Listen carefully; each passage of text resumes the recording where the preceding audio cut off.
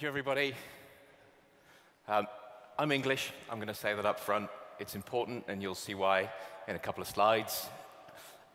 It's great to be here. One of the things I love about Arrival is the level of expertise in the room. We're all experts. We obsess about our customers day in and day out.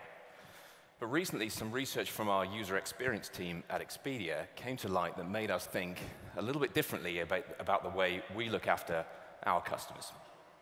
What if I were to say to you that travelers try on activities in the same way that they try on clothes?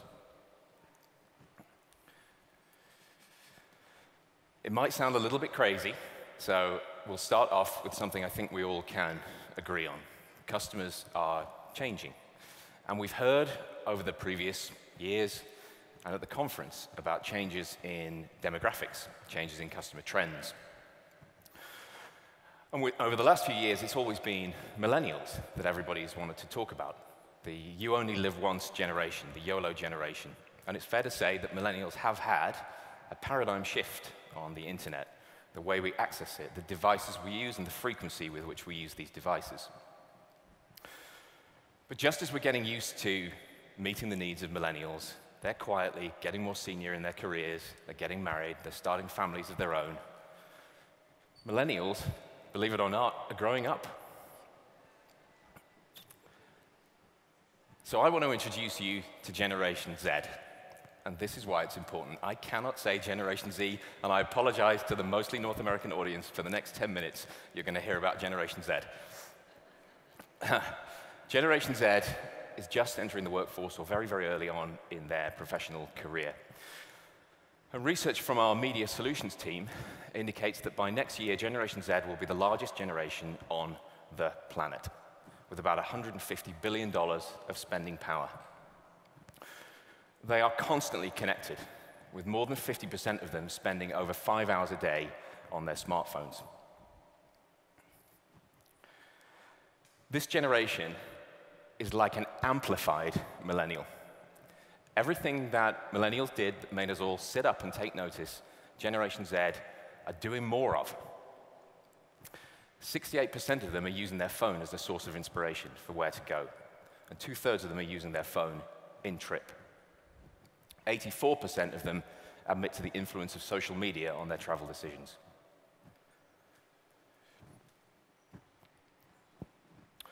The importance of imagery is continually on the rise.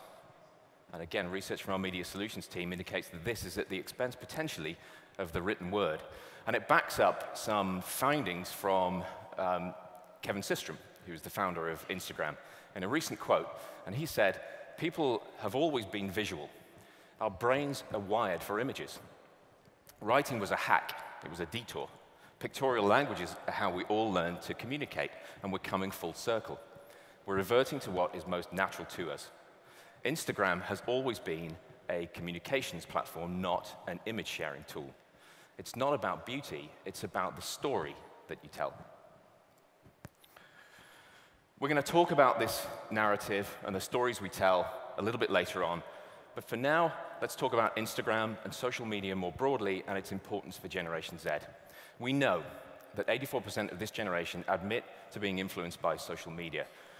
But the statistic that I found the most interesting was from a recent EasyJet survey, I think it was, that said that 1/3 of travelers admit that their main motivation and inspiration for where to go was how it would look on their Instagram feed. How it will look on their Instagram feed. Now, I'll admit, my first reaction to this was one of dismay. But eventually, it gave way to curiosity. Is this really any different to the other industries that I've worked on? Now, if you think for a second about the most comfortable item of clothing that you own, if you're anything like me, it's probably an old sweater, a jumper, as we call it in England, a pair of pajamas, a pair of slippers, something cozy. But the reality is, we don't choose clothing for comfort alone. If we did, I'd be standing here in a pair of pajamas and a pair of slippers. We choose clothing to make the right impact at any given time. Now, clearly, I don't always get that right, but that's the intention. And if you think about the last time that you bought some clothing, probably two big questions sprung to your mind. Number one, is this me? And number two, will it fit me? If I did a survey in this room about who likes clothing with sequins or lace on it, I'd probably get half the room would say, yep, love it, that's me. And I'd probably get half the room would say, I would never be seen dead or alive in an item of clothing with sequins on it. And similarly, the choices about how we spend our days says a lot about us and who we are. Am I keen to reinforce my sense of belonging, my membership of a tribe? This is a key motivator behind the advent of social FOMO, the fear of missing out.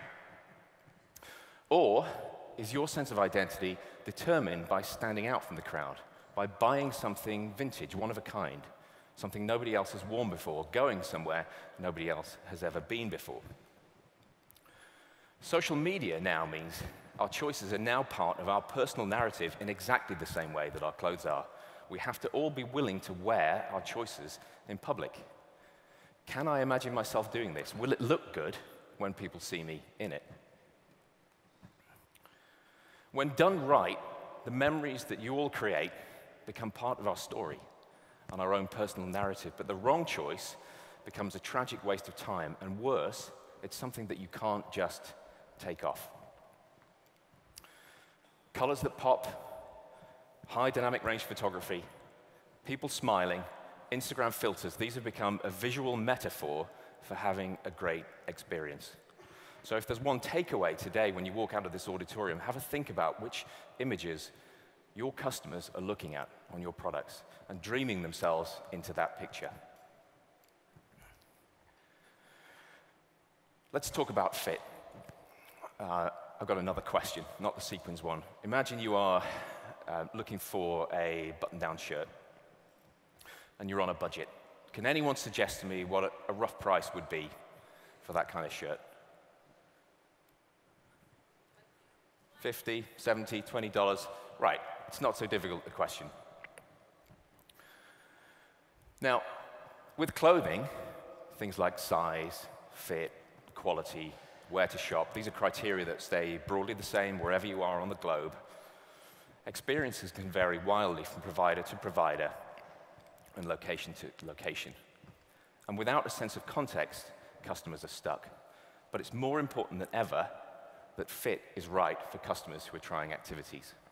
Think about how you start a dialogue with your customers, your travelers, about your experience and help them fall in love with your products. In 2003, I was traveling the world with my girlfriend at the time, now my wife, and we were in a youth hostel in South America, and we were thumbing through an old footprint guidebook, a used one in the youth hostel. And as we were flicking through, there was a hostel in Lake Titicaca in Bolivia, and a youth hostel that somebody had underlined in red ink, and in the margins they'd written, lovely, lovely. Lots of exclamation marks. And if you think about it, sharing used guidebooks with handwritten reviews in them, that was social media 16 years ago. I was an early adopter. And whilst the format may have changed, the impact really hasn't. We crossed a continent to visit that hostel. And similarly, with digital reviews on your platforms, we know that for every 1 point increase in review, you can expect a 0.65% increase in conversion rates. Reviews matter, and verified reviews really matter. So every good analogy has its breaking point, and this one is no different. Let's talk about the stakes because they're really high. If you buy the wrong t-shirt and it's got some sequins on the back or a size too big, back into the box, back into the post, back to the retailer it goes. It's not that big a deal. With travel, it's very, very different. And finding the right experience can make or break a trip. We cannot get lazy with logistics because when done right, the right experience becomes a really proud part of our travelers' personal narratives. So that's great, Luke. What does that mean? How do we prepare? Let me summarize. Number one, help your customers see themselves, literally dream themselves into the picture. Instagram-worthy, HDR photography, colors that pop, smiling faces in one of your lead image slots. Number two, rich, immersive content. especially video. We know because we launched video uploads earlier this year, we know that video uplift, people that engage with it, are 40% more likely to buy your product than people that don't. And number 3, verified reviews. We've all seen the negative press around fake reviews, but verified reviews have got a proven uplift on conversion rates. That's all I have for you today. Thank you for letting me be part of the story today.